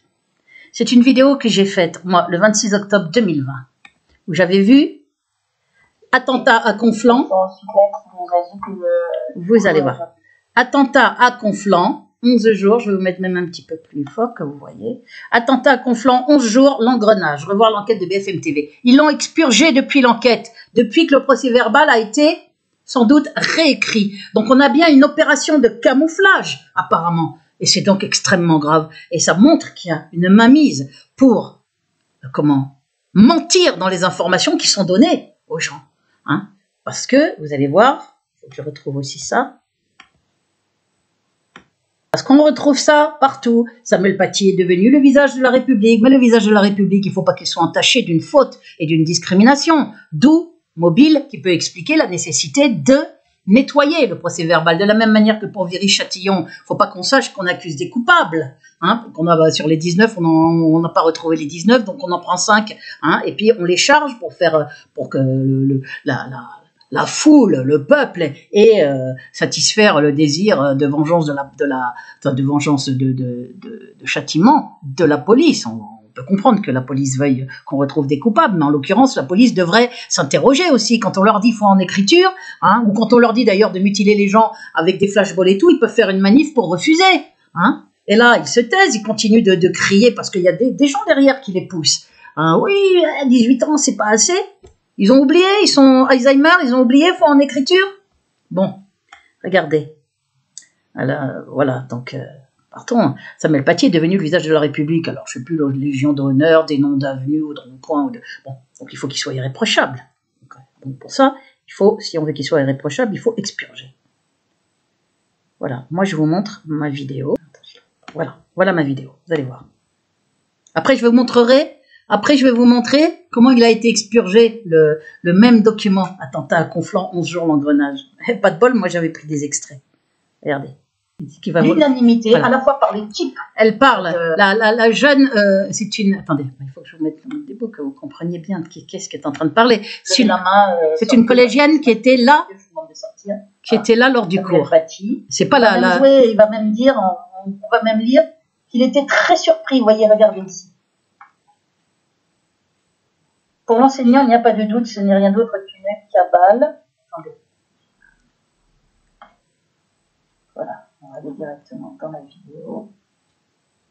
C'est la vidéo 11 jours d'engrenage. 11 jours d'engrenage. Voilà. C'est une vidéo de l'enquête de BFM TV. Donc on ne peut pas soupçonner Hein, ils ont fait une erreur, parce qu'ils ont mal accordé leur violence, c'est toujours aux erreurs qu'on chope les coupables. Hein. On le sait dans tous les cas, les criminologues le savent. Et voilà ce qui va être dit dans cette vidéo. Regardez. Et dans plusieurs, alors je vais vous montrer d'autres témoignages, pour vous montrer que ce procès verbal qu'on nous brandit sous le nez, pour faire croire que tout a été inventé, que c'est un héros, Samuel Paty, qui n'a commis aucune infraction, or il en a commis 2. Non seulement il a demandé aux élèves de sortir et de demander, de la stigmatiser en disant que c'est de la discrimination, on n'a pas le droit de faire ça, qui est musulman, mais en plus, il a remontré les caricatures le 6 qu'il avait montré le 5, en sachant parfaitement, vous allez voir, qu'une femme était en pleurs après le 5, a appelé le 6, et que les gosses étaient choqués. Il a remontré les mêmes caricatures, dont celle très violente du prophète, à 4 pattes. Il y a donc une intentionnalité. Alors on dit il est très engagé, très investi. C'est plus que de l'investissement, ça frise l'activisme, hein, un engagement qui devient politique pratiquement. Hein, parce que quand on sait qu'on choque les mères, les parents, les enfants, on a fait savoir ici que Samuel Paty, c'est un nom qui est souvent porté par des gens issus de la communauté juive, comme moi, comme Samuel d'ailleurs, son prénom. Donc il est certainement issu de la communauté juive, ce qu'on nous a pas dit, porté par des gens issus de la communauté juive. On ne montre pas les caricatures, d'abord on s'excuse devant toute la classe, et on ne remontre plus. Et vous allez voir, il y a une vidéo très intéressante d'un parent d'élève qui parle de fautes reconnues à l'unanimité, à la fois par l'équipe du collège, qui a été dépêché quelques jours après sur place, et puis il y avait plusieurs parents choqués. Parce qu'il n'y a pas eu que le père de l'élève choqué, bien évidemment. Il y avait des enfants qui ont vu, il y avait pas. Donc l'affaire est plus grave que ce qu'on vous dit. Voilà, alors attentat, j'essaie d'aller assez vite. Voilà, vous allez voir, écoutez bien. En France. Le lundi 5 octobre, à 10h25, le 5 octobre. Samuel Paty, professeur d'histoire-géographie, écoutez bien, en termineur EMC, éducation morale et civique, devant une classe de 4e. Cette adolescente a participé à ce cours portant sur la liberté d'expression. Elle y a participé. Pour l'illustrer, l'enseignant a décidé de revenir sur l'attentat à Charlie Hebdo avec cette question. Situation de dilemme, être ou ne pas être Charlie. Écoutez bien. Les arguments de chaque camp sont détaillés. Donc dans Être Charlie, on a la liberté de la presse. Elle y était, elle. Hein. Elle a assisté au cours. Par solidarité par la vie et les droits de l'homme les plus sacrés. Non, on ne comprend pas très bien. Hein. C'est une façon tout à fait bizarre. Pour la vie de l'homme, les droits sacrés, la liberté de la presse et la vie de l'homme, les droits de l'homme. Bon, et la vie de l'homme est sacrée, je sais pas quoi. Blasphème n'est pas interdit par la loi. Et dans Ne pas être Charlie, c'est pas ça que Charlie Hebdo n'est pas respectueux envers la religion, il publie des caricatures qui sont des blasphèmes. Charlie Hebdo provoque les islamistes et risque de provoquer des attentats. On change déjà du risque d'attentat. Voilà les dessins qu'il avait fait faire à ses élèves, toujours dans le cadre de ce cours sur la liberté. Ce lundi 5 octobre, il annonce à la classe qu'il va montrer des caricatures de Mahomet publiées dans le journal Satire. Écoutez. Et c'est ensuite là qu'il nous a dit que du coup, il y en avait une assez violente sur la religion musulmane. Assez violente. Il a dit, est-ce qu'il y a des enfants musulmans dans cette classe? Levez la main.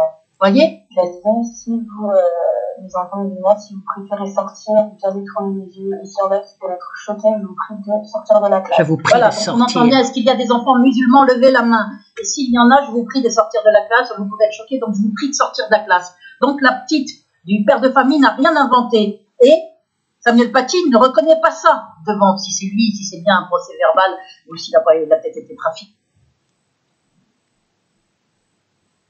depuis par la police pour... Voilà, ça a certainement été trafiqué parce qu'on entend clairement, elle est dans l'enquête BFM TV, ça n'est pas la fille du père qui a porté plainte, c'est une autre élève. Elle dit bien, il nous a dit qui est de confession musulmane et de lever le doigt. Je vous le remets, en cas où vous ne l'ayez pas entendu. Bien, on va remettre, voilà, écoutez. Et elle dit bien, il a dit qu'il allait nous montrer une caricature assez violente. Et il savait donc qu'elle était violente. Et il l'a remontrée le lendemain, en sachant qu'une mère avait pleuré parce que sa fille avait été traumatisée. C'est pas normal tout ça. Alors un héros comme ça de la République, grave victime, d'accord, quand il s'est fait décapiter, c'est atroce. Mais image de la République, faut pas non plus nous prendre trop pour des andouilles quand même, hein. Parce qu'il y a de la discrimination grave. Écoutez. Et c'est ensuite là qu'il nous a dit que il y en avait une assez violente sur la religion musulmane. Assez violente. Je dis, est-ce qu'il y a des enfants musulmans dans cette classe? Levez la main. Voyez? Je dis, si vous... Est-ce qu'il y a des enfants musulmans dans la classe? Levez la main. Réécoutez là, on l'a bien entendu.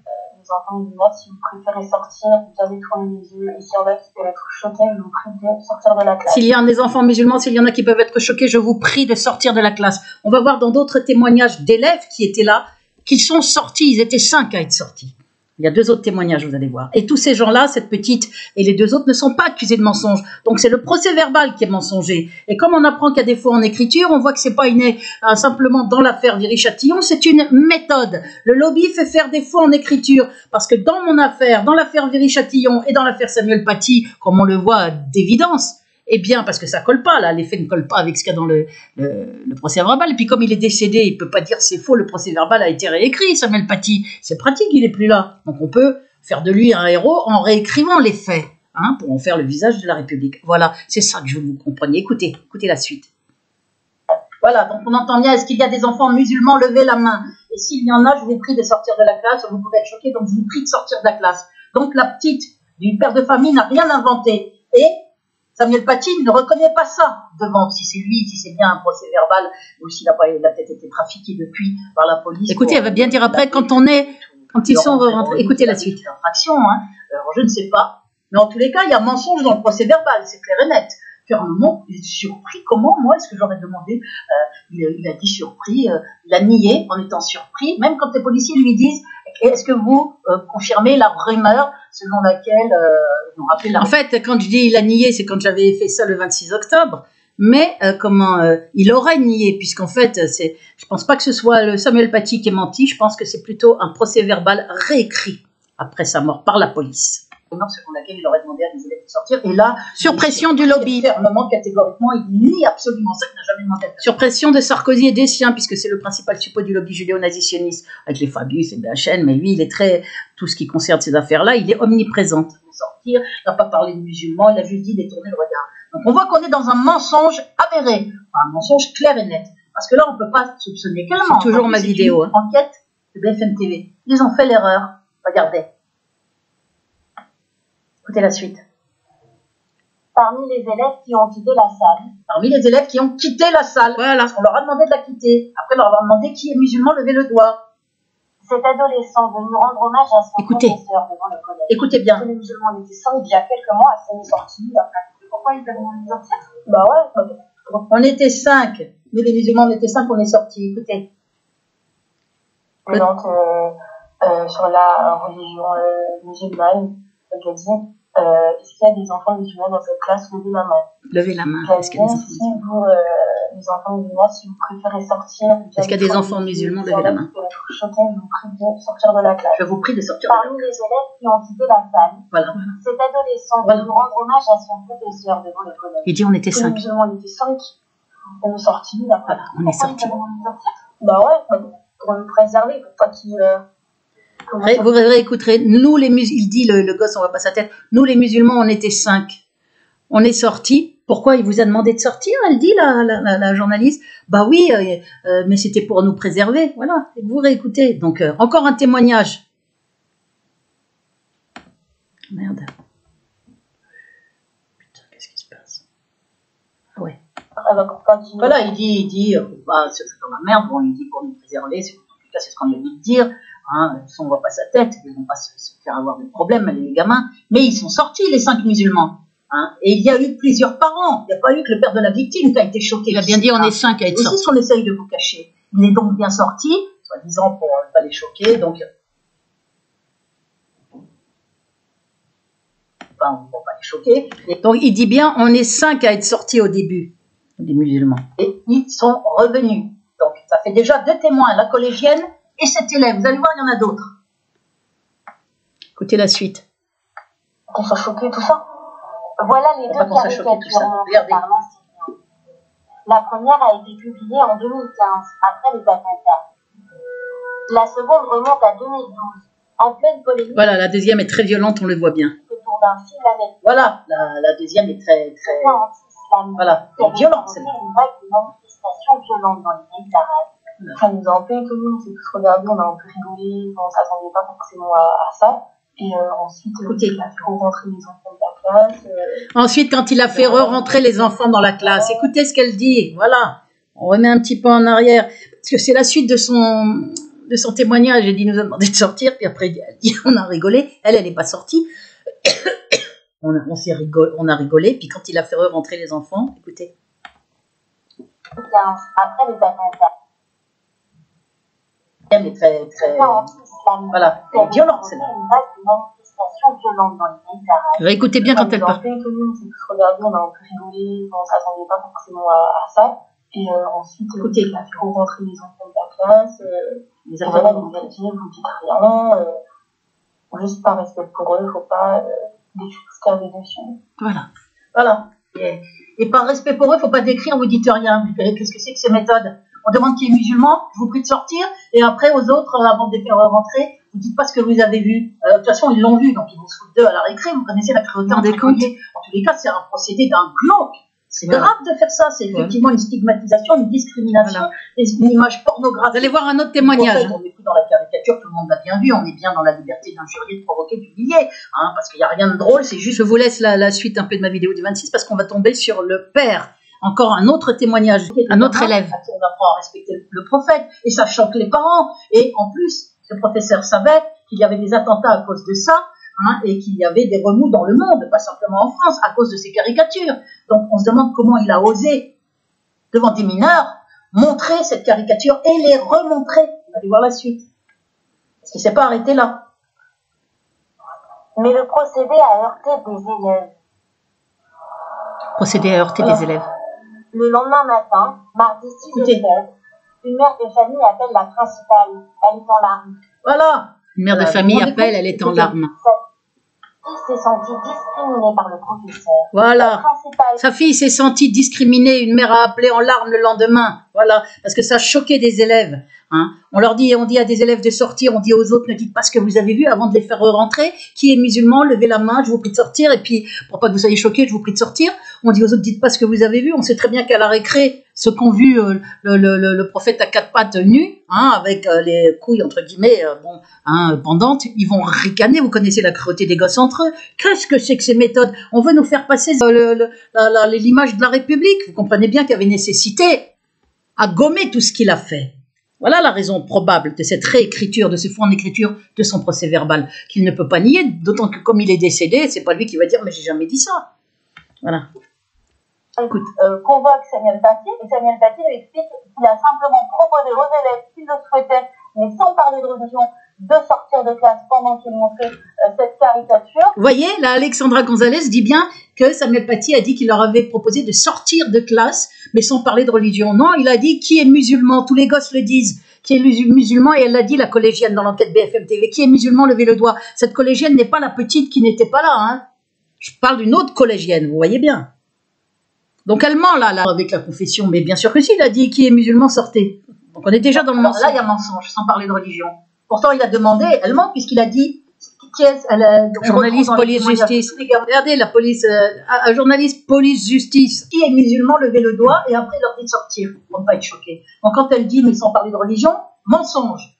Quand on voit un choc et qu'une mère est en pleurs, on ne remontre pas le lendemain ce qu'il a fait, vous allez voir, les mêmes caricatures très violentes, en allant plus vite, en laissant moins longtemps, mais il a quand même pris le risque, au lieu de s'excuser, de surtout plus les repasser, pour ne pas choquer les gosses et les parents, qui sont en larmes, et les gosses choqués, on le voit, il a heurté des enfants, il y a une mère qui appelle en larmes, il a continué, et il y a eu d'autres parents, eh ben non, il remontre, c'est plus de l'engagement, c'est du zèle, un zèle qui plaît beaucoup au lobby, bien évidemment, qui lui veut salir l'islam.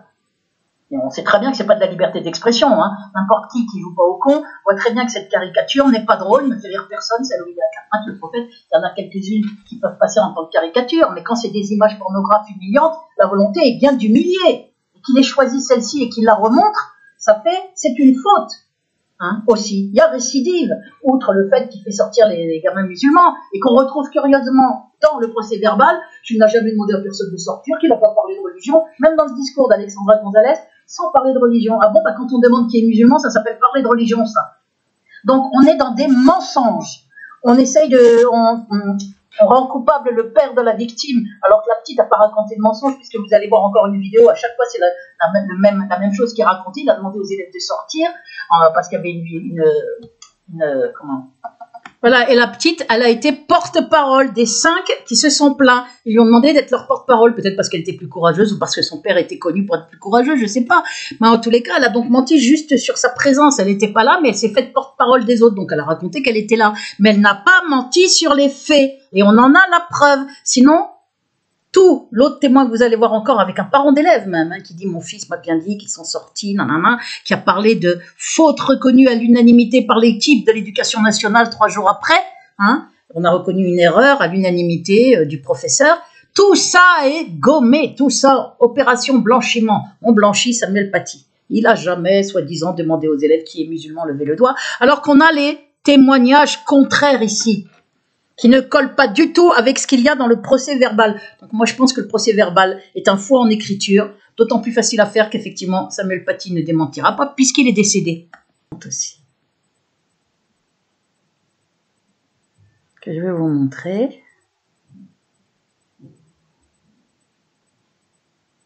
Voilà. Une vidéo. Écoutez.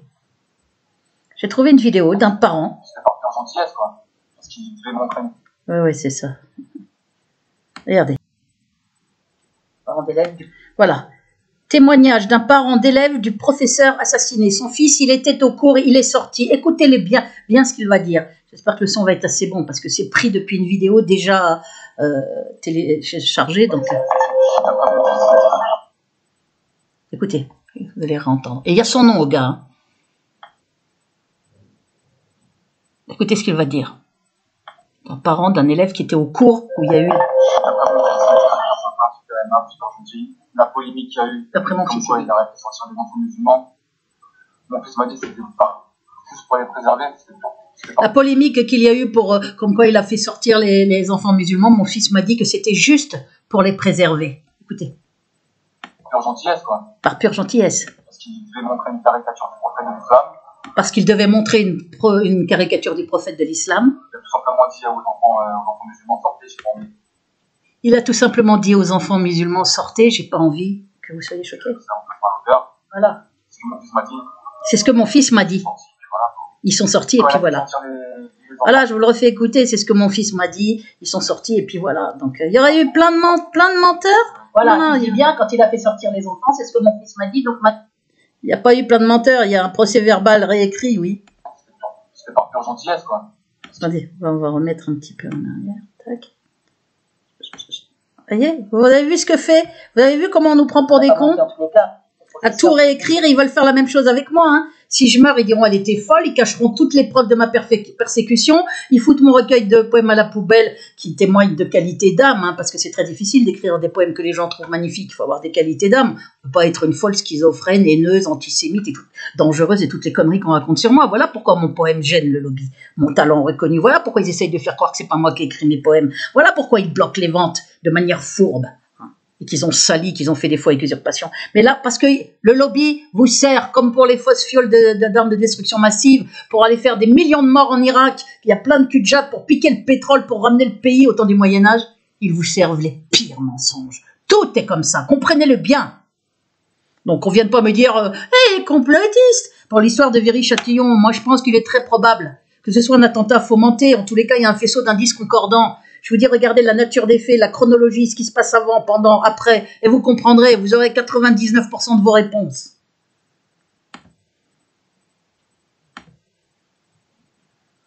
Voilà. On se le repasse. Élève du professeur. Après mon fils, on va se le repasser, écoutez. J'espère que le son est assez bon, ça j'ai fait tout ce que j'ai pu, mais aussi fort que je peux. La polémique qu'il y a eu, d'après mon comme fils, quoi il aurait fait sortir des enfants musulmans. Mon fils m'a dit que c'était pas juste pour les préserver, c'était par pure gentillesse, quoi. Parce qu'il devait montrer une caricature du prophète de l'islam. Il a tout simplement dit aux enfants musulmans, sortez, j'ai pas envie que ça vous fasse mal au cœur. Voilà. C'est ce que mon fils m'a dit. Ils sont sortis, et puis voilà, quoi. Quand il a fait sortir les enfants, c'était pas pour Voilà, il dit bien quand il a fait sortir les enfants, c'est ce que mon fils m'a dit. C'était pas pour discriminer. La collégienne, le petit Écoutez. garçon avec la rose. On a son nom, hein, donc il a bien dit, et quand il a fait sortir, c'est ce que mon fils m'a dit, ils sont sortis, il leur a dit sortez pour ne pas être choqués. Donc, et on voit dans le procès verbal qu'il n'a jamais demandé de sortir aux enfants. On voit bien qu'il y a un mensonge énorme. Pas quand même tout le monde n'est pas en train de mentir. Excusez-moi, hein, il y a répétition des mêmes choses parce que je suis à la fois dans la vidéo du 26 et puis je suis là aujourd'hui le 2 mai 2021 en train de vous parler aussi, donc je dis les mêmes choses. On va continuer parce qu'il dit des choses importantes là, écoutez. Tous les parents d'élèves, tous les enfants, écoutez la suite. C'est vraiment pour les préserver. Parce que l'affaire s'était réglée, je crois, 2 ou 3 jours après, il avait ramené quelqu'un de l'éducation nationale. Écoutez. Quelques parents étaient venus. Ils étaient tous unanimes pour dire c'est un homme qui a fait une erreur. Voilà.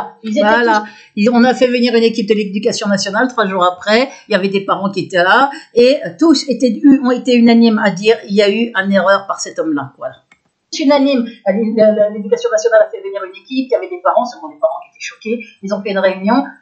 Tout le monde était unanime à dire c'est un homme qui a fait une erreur. Voilà. Écoutez, au cas où vous ne l'ayez pas bien entendu. C'est tout ça qu'on veut gommer maintenant. On veut cacher. Quelques parents étaient venus.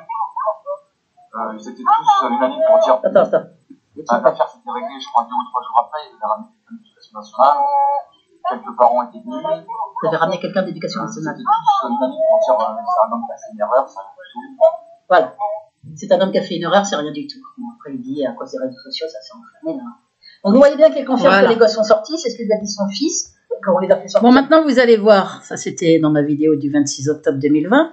Et maintenant, on va voir, d'un coup, je me suis dit, on va voir le truc là. Ils ont tout expurgé, regardez. Ils ont enlevé depuis tout ce qui pouvait prouver qu'il avait demandé aux élèves musulmans de sortir. Regardez ce qu'ils ont fait. Ils ont expurgé l'enquête a posteriori. C'est bien l'enquête, 11 jours d'engrenage, sauf qu'elle est transformée.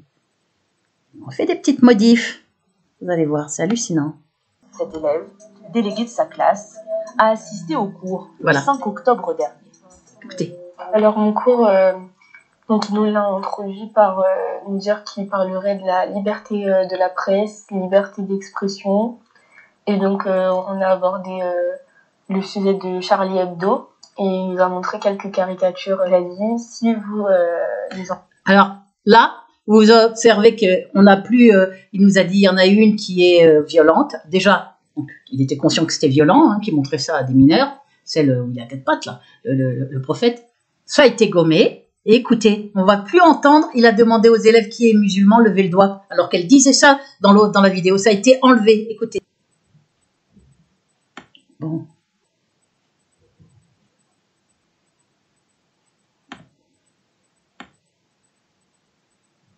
Il l'a introduit par nous dire qu'il parlerait de la liberté de la presse, liberté d'expression. Et donc, on a abordé le sujet de Charlie Hebdo et il nous a montré quelques caricatures. Il a dit, si vous, les enfants musulmans, si vous préférez sortir ou bien détourner les yeux, et s'il y en a qui peuvent être choqués, je vous prie de sortir de la classe. Voilà les 2 dessins qu'il a présentés aux élèves. Voilà. Une caricature du prophète Mahomet publiée en 2015 après les... Étrange, hein, on n'a plus les enfants, ceux qui sont musulmans, lever le doigt, alors qu'on l'avait dans l'autre version, dans la version initiale. Que vous voyez bien que je vous ai pas menti, je vous le refais écouter. Parce que moi, j'aime pas qu'on me prenne pour une andouille. Voilà. Tac.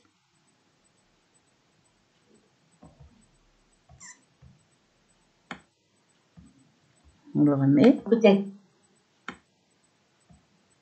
Assez violente. Regardez comment c'était à l'origine. Écoutez. Et c'est ensuite là qu'il nous a dit que du coup, il y en avait une assez violente sur la religion musulmane. Assez violente. Est-ce qu'il y a des enfants musulmans dans cette classe? Levez la main. Voilà. Est-ce qu'il y a des enfants? Il a dit. Est-ce qu'il y a des enfants musulmans dans la classe? Il a bien dit, on a entendu. Il a dit, est-ce qu'il y a des enfants musulmans dans la classe? Levez la main. Ça a été expurgé. Pareil, quand il a dit, il y en a une assez violente. Ça a été expurgé. Donc, ils ont rectifié. Vous voyez que je ne vous mens pas. Et alors, en plus, ils ont enlevé le témoignage qu'on a que je vous ai montré du gosse avec la rose qui dit, on est 5 à être sortis. Et la journaliste qui dit, ah bon, vous êtes sortis? Bah oui, mais c'était pour nous préserver. Hop, ça a disparu de la nouvelle. Ils ont expurgé là aussi dans l'autre vidéo. Merde, elle est où? Cette vidéo, voilà. Samuel Paty, l'engrenage. Vous verrez, vous aurez beau chercher. Les attentats et une autre datant de 2012. On a un peu rigolé, on ne s'attendait pas forcément à ça. Ensuite, il a fait re-rentrer les enfants de la classe. Il a fait re-rentrer. Et voilà, il nous a dit, vous dites rien, juste par respect pour eux, faut pas... Voilà, donc il y a bien des gosses qui sont sortis. On dit qu'il a fait sortir personne, qu'il n'avait pas parlé de musulmans. On voit très bien, ça a été expurgé la suite, et vous allez voir. Et donc du coup, après, on a continué le cours. Voilà, et donc regardez, là vous verrez, vous aurez beau chercher, il n'y a plus le gosse à la rose. Vous regarderez dans la nouvelle version, je ne vais pas perdre de temps davantage. Mais voilà, je pense que ma démonstration est faite, que ce procès-verbal est très clairement réécrit, hein, pour faire croire qu'il a juste dit détourner les yeux, qu'il n'a pas parlé de musulmans, alors qu'il a bien dit les enfants musulmans, levez le doigt, je vous prie de sortir de la classe. On a plusieurs témoignages, et celui du gamin à la rose, il est clair aussi. Hein. On est 5 à être sortis, et puis le parent d'élève aussi, son fils le dit qu'on les a fait sortir, et donc voilà. Tout ça a disparu. Il a juste dit, personne ne serait sorti, il aurait juste dit, détournez le regard. Voilà. Donc, voilà. Voilà. Le professeur déclare avoir proposé aux élèves de voir ou de ne pas voir une des caricatures émanant de Charlie Hebdo. J'avais proposé à mes élèves de détourner le regard quelques secondes s'ils pensaient être choqués pour une raison ou pour une autre. Voilà, il n'y a plus d'histoire de musulmans, il n'y a plus d'histoire de les musulmans lever le doigt, il n'y a plus de gosses qui sont sortis, il n'y a plus de gosses qui sont rentrés. Or les gosses, et puis les propos de Maître Yacouba, elle a été choisie comme porte-parole par ses élèves justement qui sont sortis, comme porte-parole la petite qui n'était pas là. Voilà, et donc maintenant on va en faire la responsable de la décapitation. Mais et son père il est en prison. Terrorisme, c'est quelque chose de grave, à l'isolement sans doute, c'est quelque chose de terrible, parce qu'on est en train de nous prendre pour des... Voilà.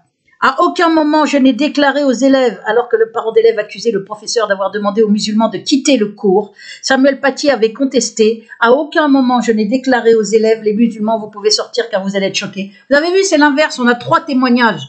Le parent d'élève, le petit avec la rose et la collégienne de l'enquête BFM TV qui est déléguée syndicale. Donc bon, 3, on les a pas accusés de mensonges ceux-là. Hein, ils sont pas 3 à avoir menti, à avoir raconté la même chose. Mon objectif, quand je leur ai demandé de tourner le regard, était qu'ils ne se sentent pas froissés et je n'ai commis aucune infraction. Voilà. Je vais arrêter là ma vidéo parce qu'elle fait 1h28 parce que je suis très fatiguée. Mais sachez qu'une police qui mutile maintenant et qui ne fait pas de manif pour ne pas avoir de flashball qui mutile, une police qui fait des bavures criminelles, hein, 8 qui n'entendent pas quand le gars il dit j'étouffe, ça paraît suspect, ils sont tous sourds.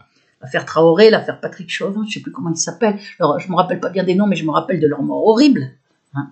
Et des bavures criminelles, des mutilations. L'ONU a condamné la France lors des mouvements des Gilets jaunes, a condamné les violences policières contre les manifestants, l'ONU.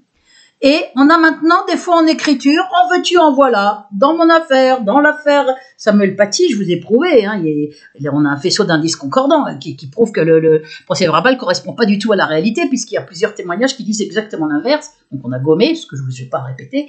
Et puis, dans l'affaire Viry-Châtillon, on a des faux en écriture pour faire des constructions à charge et faire dire que des gens étaient là alors qu'ils n'étaient pas là et pour faire passer une liste de copains pour une liste d'assaillants. Voilà, avec des gars comme par hasard gantés, je vous ai tout expliqué. Voilà, je pense qu'on est dans une police qui est quand même très dévoyée, hein, avec très vérolée par des consignes horribles au niveau de ses hiérarchies. Hein, on n'est pas simplement dans une erreur, comme a dit un politique, oh la police peut faire des erreurs. C'est pas des erreurs, ce sont des consignes. C'est une police qui est sous pression du lobby, parce qu'on retrouve le lobby en toile de fond, et au moins sur 2, sur 3, mais moi je dis les 3, hein, c'est ma conviction, c'est ma liberté d'opinion, j'ai le droit de penser, probablement Sarkozy dans les 3, dans mon affaire c'est sûr, dans l'affaire...